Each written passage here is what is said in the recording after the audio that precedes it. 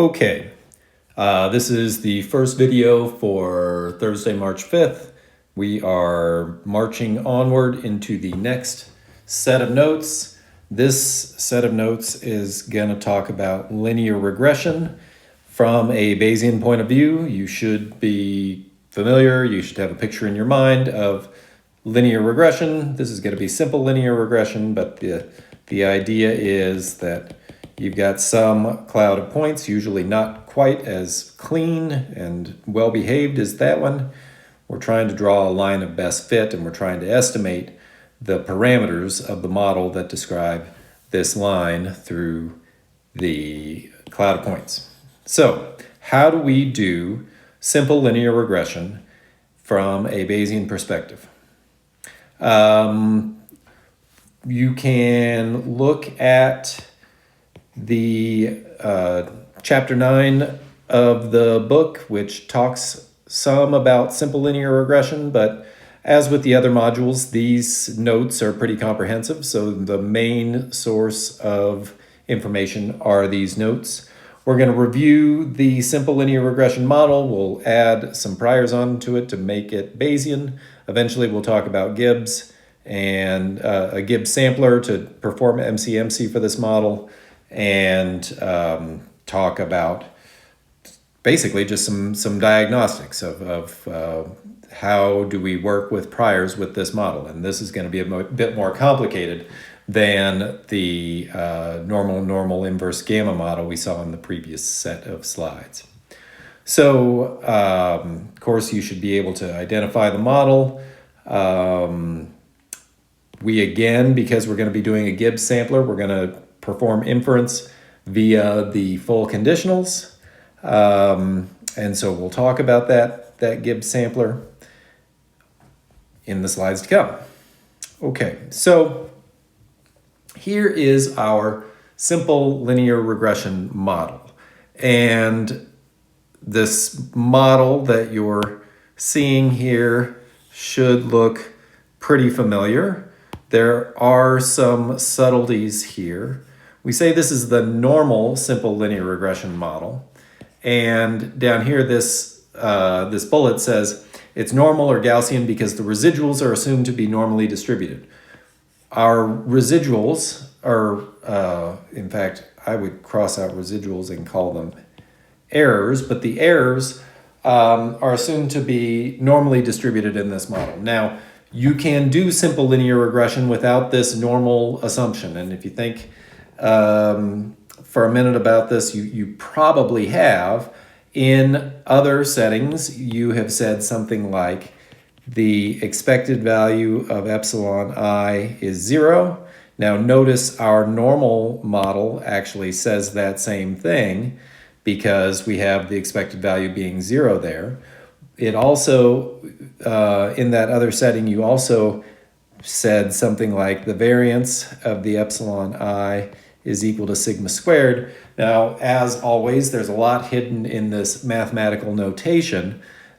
Importantly, there is no I on this sigma squared. And so we're saying that whatever the error term is, whether I is 1 or 2 or 3 or n, they all have the same variance. This is that homoscedastic assumption of our regression model, common variance assumption.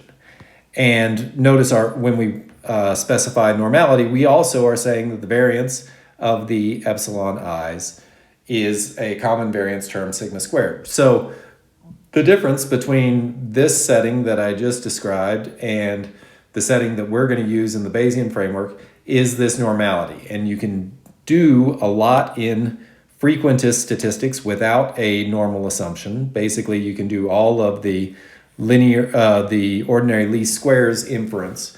And you really don't have to make an assumption of normality until you start building confidence intervals and performing hypothesis tests for beta. So we're going to make that assumption at the outset. You shouldn't be surprised at that because, of course, we're going to need a distribution, a sampling distribution for our data, which means we have to have the model fully specified. We have to know what that distribution is. So anyway, this is the normal simple linear regression model. Nothing Bayesian here yet. Of course, it's the aim is to describe the relationship, which is assumed to be linear, between our response or outcome in the notes and the predictor variable. So each response is paired with a predictor variable, and it's linear because the outcome is linear in the regression coefficients. As you know, this beta naught is going to describe the intercept of our model. This beta 1 is going to describe our slope. We're very interested in that beta 1. We want to often say very intelligent things about beta 1, and that's no different here in the Bayesian setting.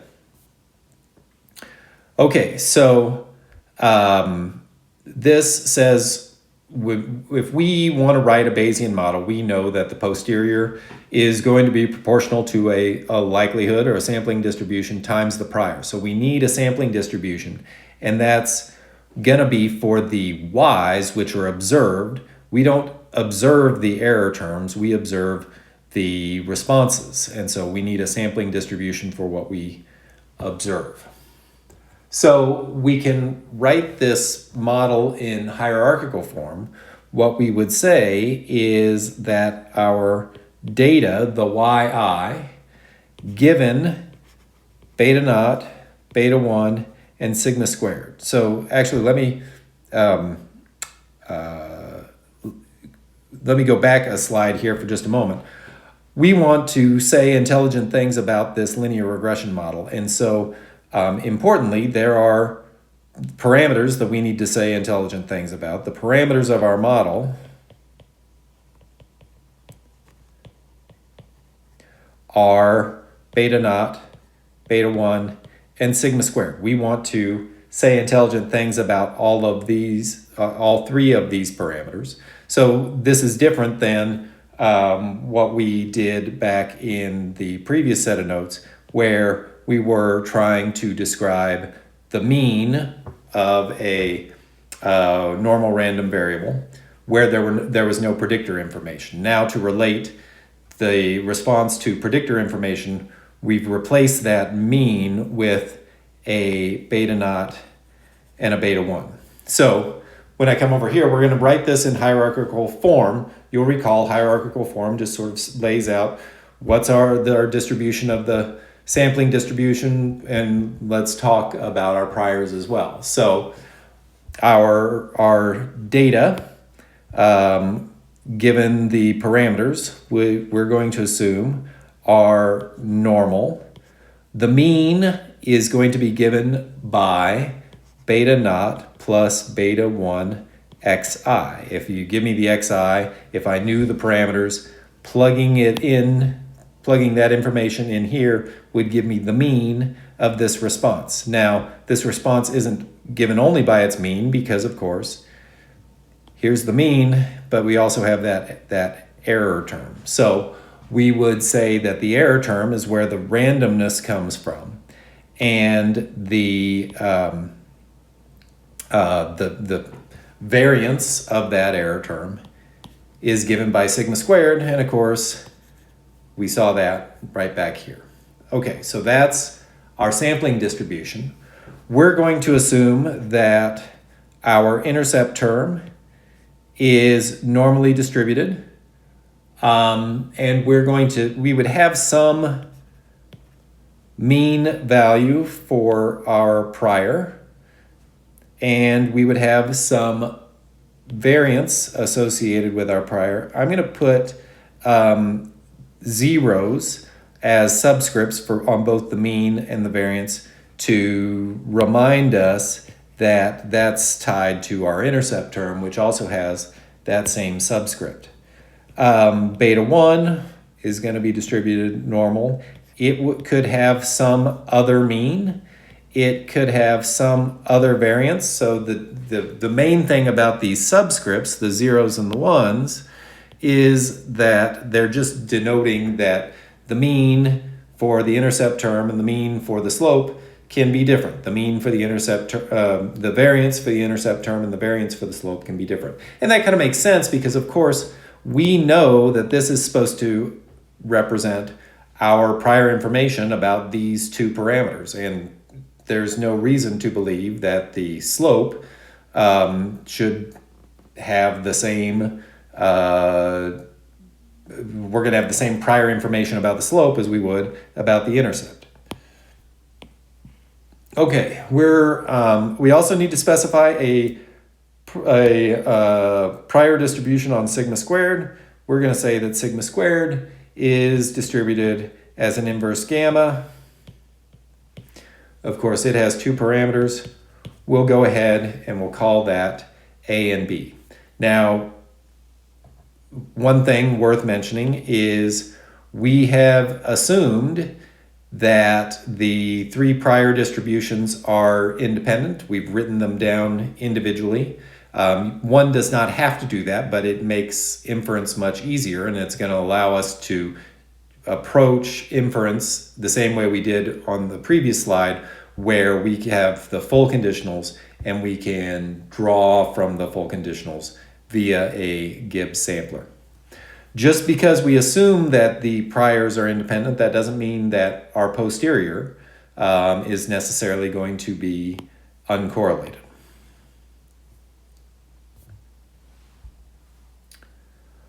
Okay, so importantly, this model is conditionally conjugate, just like our model from the Module 6 notes.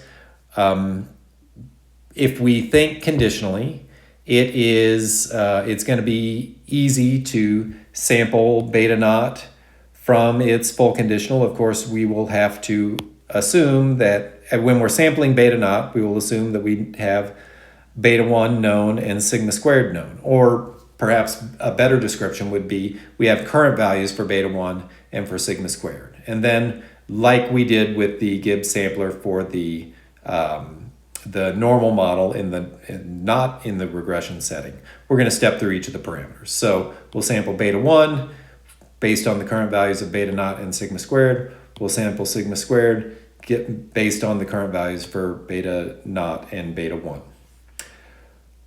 So we need to find the full conditionals for each of these parameters.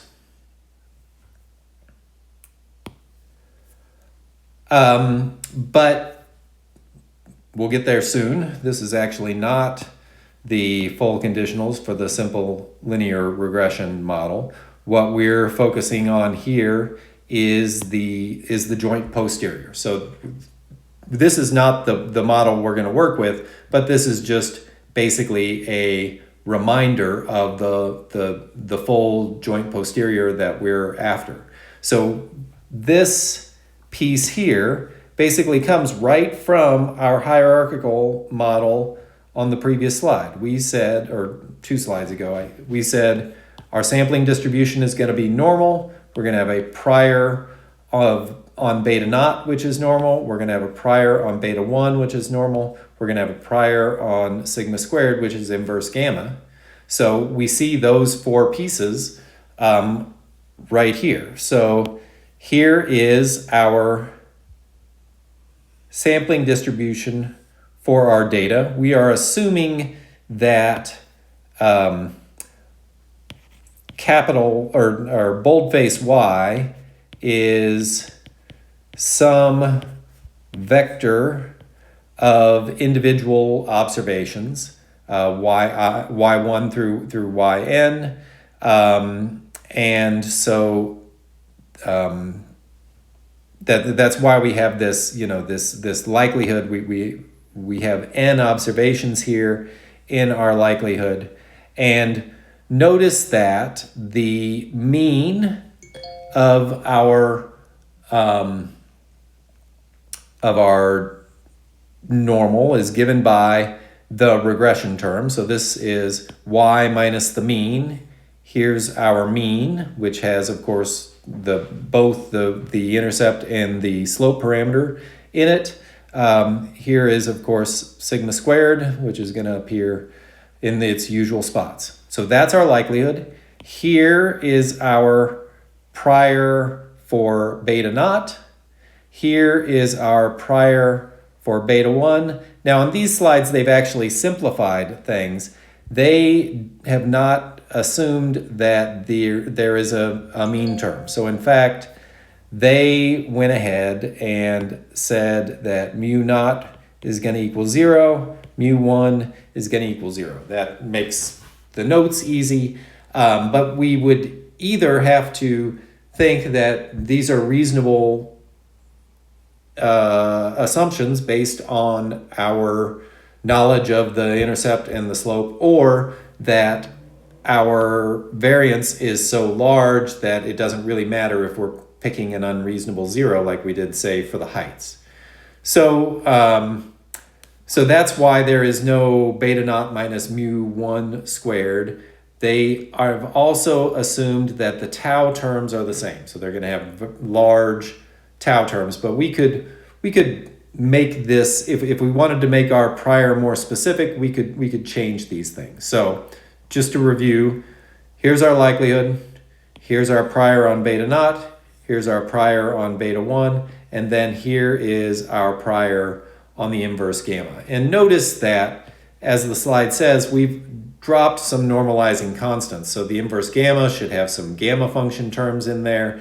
The normals should have some square root of 2 pi's in there, but we can basically cancel those out and just work with proportionality. So this is the posterior that we wish to draw from, and it would be difficult to draw from this. We don't have this is not a conjugate model. This is not something we could draw readily from, but by using the full conditionals, we can step through each of our parameters like we said we would on the previous slide. So I'm going to make short videos because it's easier to post, and so I'm going to cut off here, and there will be another video where we pick up with the next slide.